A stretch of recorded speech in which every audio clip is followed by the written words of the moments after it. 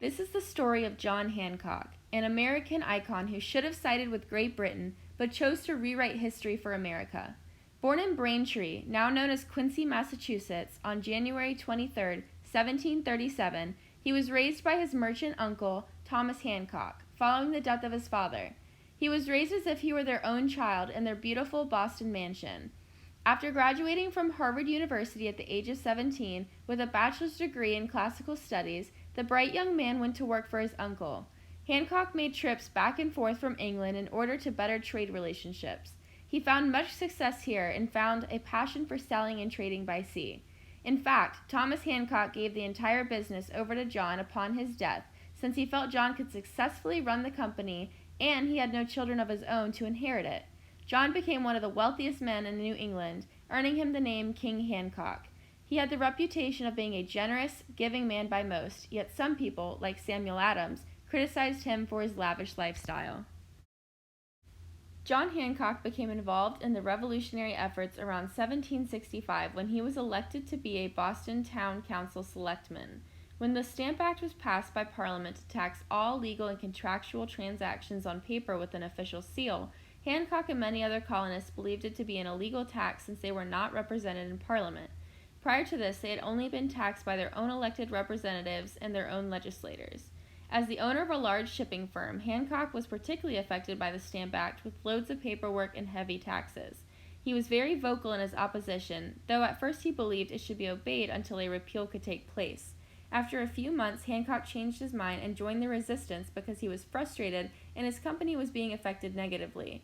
The wealthy guy, who on paper looked like a loyalist, chose to sympathize with patriots such as John and Samuel Adams due to Britain's outrageous taxes. He joined the Boston merchants' boycott of British goods, impacting his own business, but he still disapproved of violence towards officials, showing the man still had his morals. In October of 1765, the Massachusetts head of assembly called a Stamp Act Congress meeting in New York for all the colonies to meet to talk about a unified response to the fight against the Stamp Act. John Hancock was one of the Massachusetts representatives chosen to attend the Stamp Act Congress, which produced several statements of the colonists' rights and grievances.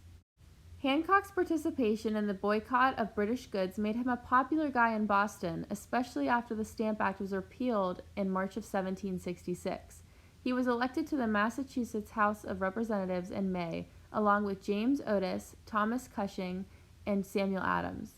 Adams, the clerk of the House of Representatives and an outspoken patriot, became close friends with the merchant, which is ironic because Adams originally was not the biggest fan of Hancock.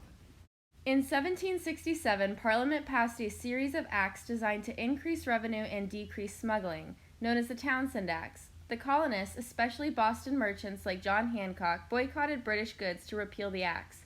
Part of the Townshend Acts involved much stricter enforcement by customs officials, and Hancock was continually targeted by them because of his high profile and large shipping business. In fact, on May 9, 1768, Hancock's ship Liberty arrived in Boston with a shipment of wine. They found only 25 caskets of wine on board, but the ship's capacity was much more, so most of the cargo was said to have been unloaded the night before. Hancock was told and found that the officials did not have a search warrant, so he refused to let them search his ship. Still wanting to find Hancock guilty of smuggling, an official went below deck only to be forced out of the ship by Hancock's employees. In 1774, John Hancock was elected president of the Massachusetts Provincial Congress, which declared itself an autonomous government. In December of the same year, he was chosen as a Massachusetts delegate to the Second Continental Congress, which served as the governing body of the United States during the American Revolution. At this time, John Hancock had faced lots of adversity, yet he had also seen lots of success. While the Second Continental Congress was on recess in Fairfield, Connecticut, he ran into a Boston merchant and magistrate's daughter by the name of Dorothy Quincy. She captivated him, and they were married on August 28, 1775. The couple had a boy and a girl, yet unfortunately both passed away at a young age. With the Revolutionary War entering its final years, John Hancock's famous signature was about to make itself known. The Declaration of Independence had been written so the world could know that the 13 British colonies were ready to be independent, and signify some key principles for the new country. As president of the Congress, he got to sign the document first, and he did so in a way that King George III of England would have a hard time missing it. This probably helped Hancock's ego because a few years earlier, he was sent to witness the coronation of this king. Upon his return to Massachusetts, he was elected governor of the Commonwealth and served that role for most of his remaining years. He used his influence to get Massachusetts to ratify the United States Constitution in 1788, after ensuring that the Bill of Rights was to be included. The Federalists wanted to see the United States succeed, but he knew fundamental rights and liberties were needed to protect the people. Due to an illness, he was not able to attend the drafting of the Articles of the Confederation, but his influence was a key component to getting the Constitution passed. Sadly, Hancock passed away in 1793 at the age of 56 due to natural causes. He is still best known for his large and stylish Declaration of Independence signature, which is so memorable that the term John Hancock has now become a synonym for someone's signature in the United States. It is important to know that he played a large part in getting America where it is today. With his incredible wealth and status, siding with England would have been the easiest, most reasonable option, yet he took a chance on independence. And that is the story of John Hancock.